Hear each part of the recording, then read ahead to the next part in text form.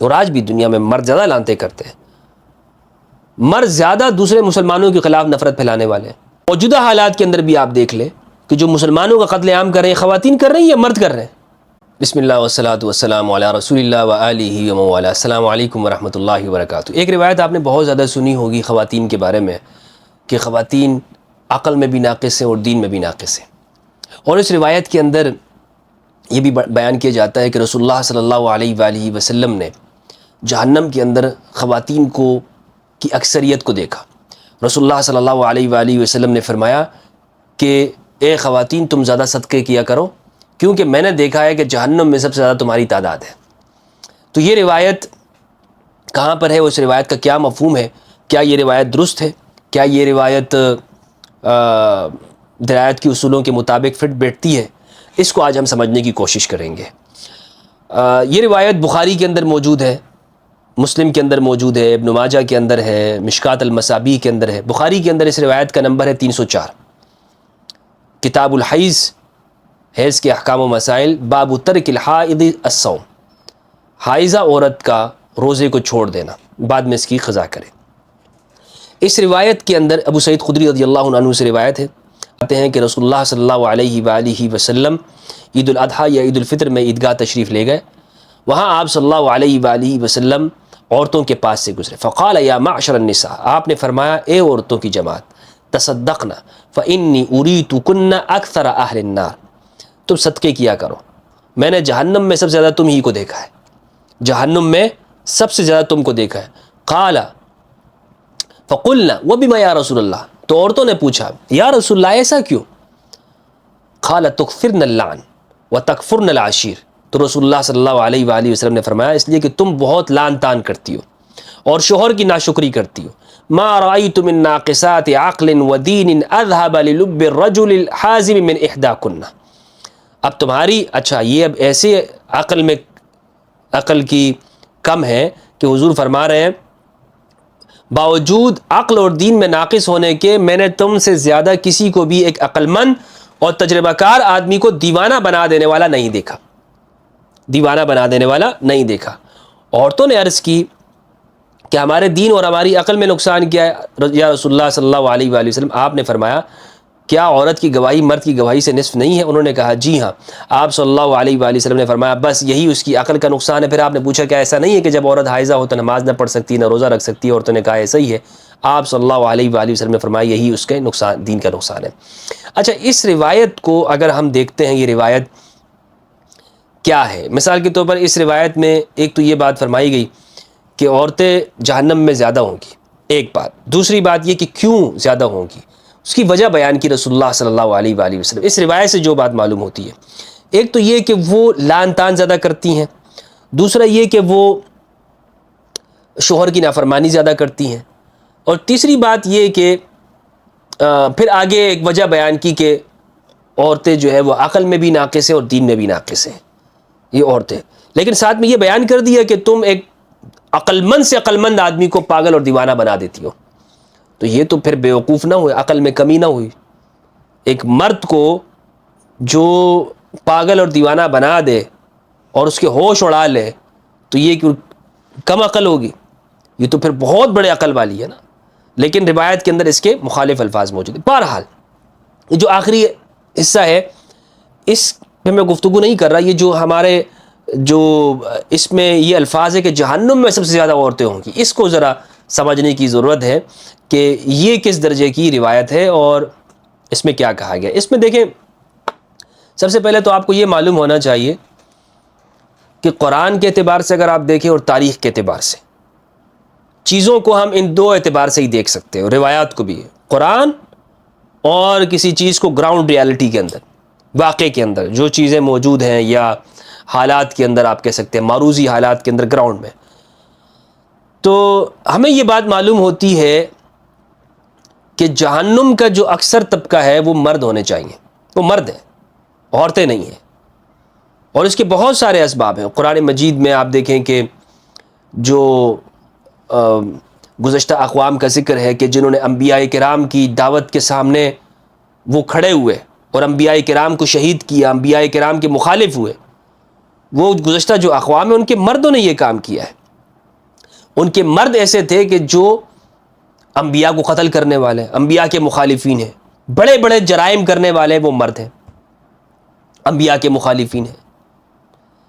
عورتیں آپ کو بہت کم نظر آئیں گی وہاں پر، ہاں وہ یہ عورتیں، کچھ عورتوں کا ذکر قرآن نے کیا ہے، امرأۃ نوح، امرأۃ لوط، ان کا کیا، لیکن وہیں پر قرآن مجید نے جو نیکوکار خواتین ہیں، جیسے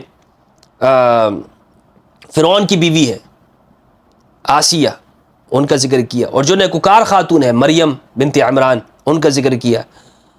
تو خواتین، جہاں قرآن نے اگر خواتین کی مذمت کی ہے تو وہاں ساتھ میں مثالیں الگ پیش کرتی ہیں سمجھانے کے لیے۔ دیکھیں کہ نبی کی بیوی جو ہے، جو حضرت نوح اور لوط کی ہے، اگر ان کی مثال قرآن بیان کر رہا ہے کہ وہ یہ عمل کر رہی ہیں، پیغمبر کے خلاف کھڑی ہیں، تو وہیں پر ساتھ میں یہ بیان کر دیا کہ دیکھیں فرعون کی بیگم ہے اور یہ حضرت عیسیٰ علیہ السلام، ان کی والدہ جو ہے مریم، ان کا کیا کردار ہے۔ تو بہرحال، لیکن قرآن مجید وہ گزشتہ اقوام کے جب ظالمین کے بیان کرتا ہے تو وہ یہ کہتا ہے کہ ان کے جو مرد حضرات ہیں، فرعون، نمرود، بڑے بڑے ظالم، جابر، جنہوں نے انبیاء کو شہید کیا، انبیاء کے مخالفین ہوئے، وہ سارے کے سارے مرد، وہ ساری کی ساری اقوام، حتیٰ کہ موجودہ زمانے، اس زمانے کی تاریخ میں ہٹلر دیکھ لیں، ان لوگوں کو دیکھ لیں کہ جنہوں نے شام و عراق کو تباہ کیا، یہ سارے کے سارے مردانہ تحریکیں ہیں کہ نہیں ہیں؟ یہ تکفیری سارے کے سارے مرد ہیں یا نہیں؟ بنو امیہ کے حکمران جنہوں نے اہل البیت علیہ السلام کو شہید کیا، جنہوں نے اہل البیت پہ ظلم و ستم کیا۔ اسی طرح بنو عباس کے حکمران دیکھ لیں، آگے پھر بنو امیہ کے دیگر حکمران دیکھ لیں، یہ سارے کے سارے کون ہیں؟ مرد ہیں۔ خواتین کی تعداد آپ کو بہت کم نظر آئے گی۔ آج بھی آپ جو ظالم حکمران ہیں سارے، یہ کیا اس میں خواتین ہیں؟ بس خواتین کے خلاف، خواتین بس روایت جناب وہ پیش کرتی۔ اچھا، موجودہ حالات کے اندر بھی آپ دیکھ لیں کہ جو مسلمانوں کا قتل عام کر رہے ہیں، خواتین کر رہی ہیں یا مرد کر رہے ہیں؟ تو جہنم میں سب سے زیادہ کون سی اقوام ہوگی؟ کون سی اقوام ہونی چاہیے؟ کون لوگ، مرد ہونے چاہیے یا عورتیں ہونی چاہیے؟ کس کے بڑے بڑے جرائم ہیں؟ کن اقوام کے؟ اچھا، اب یہاں پر کچھ لوگ کہیں گے کہ نہیں بھائی مفتی صاحب تو خواتین کی بہت حمایت کریں۔ اور بھائی میں خواتین کی حمایت نہیں کر رہا ہوں، جو ابھی تک ہمارے ذہن میں جو یہ چیز بھری ہے نا خواتین کے حوالے سے، قرآن مجید کی آیات کی غلط تشریح کی گئی کہ عورت اگر نافرمان ہو تو اس کو مار پٹائی کرو۔ قرآن میں کسی جگہ نہیں لکھا ہوا، کسی جگہ قرآن میں بیان نہیں ہے کہ عورتوں کو تم مار بھی سکتے ہو اس طرح، یہ قرآن میں کسی جگہ نہیں۔ اچھا، تعدیب کر سکتے ہیں آپ، لیکن جو معنی انہوں نے بیان کیے وہ نہیں کر سکتے۔ اچھا، اسی طرح میں نے آپ کو بتایا کہ قرآن سے معلوم ہوتا ہے کہ ظالمین کی کثرت وہ مردوں کی ہے، تاریخ سے معلوم ہوتا ہے کہ ظالمین کی کثرت وہ مردوں کی ہے۔ روایت کے اگلے الفاظ ہیں کہ جب خواتین نے پوچھا یا رسول اللہ ہم جہنم میں کیوں زیادہ ہوگی، تو حضور نے فرمایا تکثرن اللعن، تم لعن تان زیادہ کرتی ہو۔ کیا کرتی ہو؟ لعن تان۔ تو اس میں جو یہ وجہ بیان کی گئی ہے، آپ یہ بھی ایک سمجھ میں نہیں آنے والی، کیونکہ مردوں کو اگر دیکھا جائے نا تو مرد زیادہ لعن تان کرنے والے ہیں دنیا میں، مرد بھی لعن تان کرتے ہیں، لعنت کرنے والے ہیں، بلکہ نیک لوگوں کے اوپر لعنت کرنے والے ہوتے ہیں۔ امام علی علیہ السلام کی مثال لے لیں، امام علی کو 100 سال تک بنو امیہ نے لعنتیں کی ہیں، بغداد، دمشق سے لے کر افغانستان تک لعنتیں کرتے رہے، اور آج بھی دنیا میں مرد زیادہ لعنتیں کرتے ہیں، مرد زیادہ دوسرے مسلمانوں کے خلاف نفرت پھیلانے والے ہیں۔ یعنی لعن کرنے سے مراد کیا ہے اس حدیث کے اندر؟ کہ اپنے رشتہ داروں کو برا بولنا، تو یہ کام تو مرد بھی کرتے ہیں، تو دونوں میں فرق کیا ہوگا؟ بلکہ مرد تو زیادہ کرتے ہیں۔ آپ دیکھ لیں کہ یہ نفرت پھیلانے والے، یہ جو خطیب ہیں، جتنے دنیا میں کتنے خطیب حضرات ہیں، دنیا میں آپ کو عورتوں کی تعداد خطیبوں میں کم ملے گی۔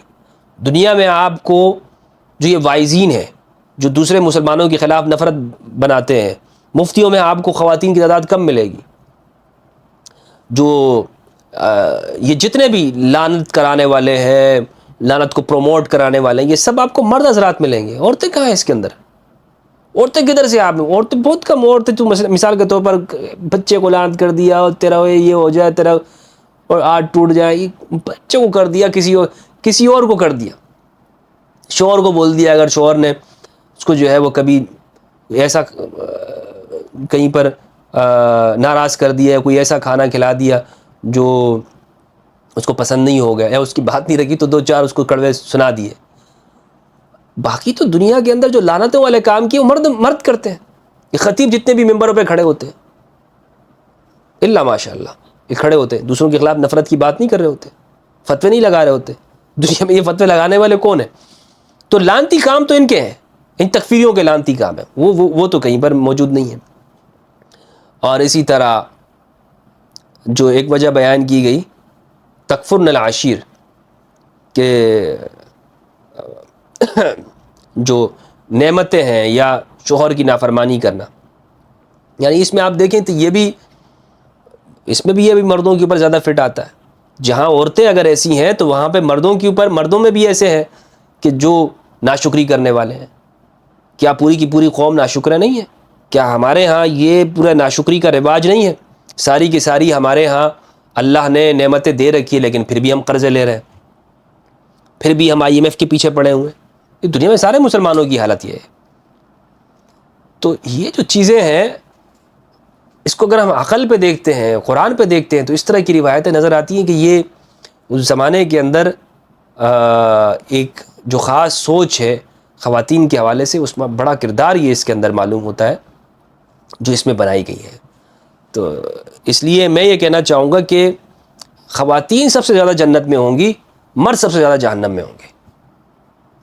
یہ اگر اس طرح کی بات ہو تو زیادہ درست ہے, اور یہ قرآن کی بھی موافق ہے, حدیث کے بھی موافق ہے. قرآن کے موافق کیوں ہے؟ قرآن کے موافق اس لیے ہے کہ قرآن مجید آپ دیکھ لیں, قرآن مجید آپ دیکھ لیں, ظالمین سارے ائمۃ الکفر سارے مرد ہیں, جنہوں نے رسول اللہ کو تکلیف دی سارے مرد تھے, جنہوں نے اہل البیت کو ایذا پہنچائی سارے مرد تھے.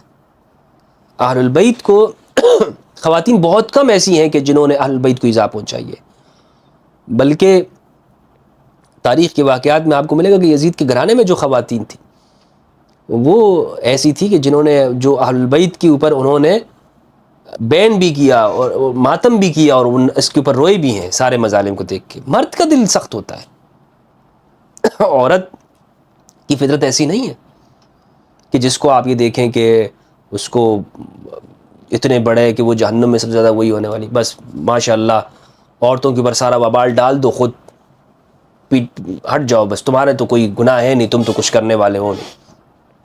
اللہ سبحانہ و تعالیٰ سے دعا ہے کہ پروردگار ہم سب کو قرآن مجید میں تدبر کرنے اور اہل بیت کی معرفت عطا فرمائے. السلام علیکم ورحمۃ اللہ وبرکاتہ.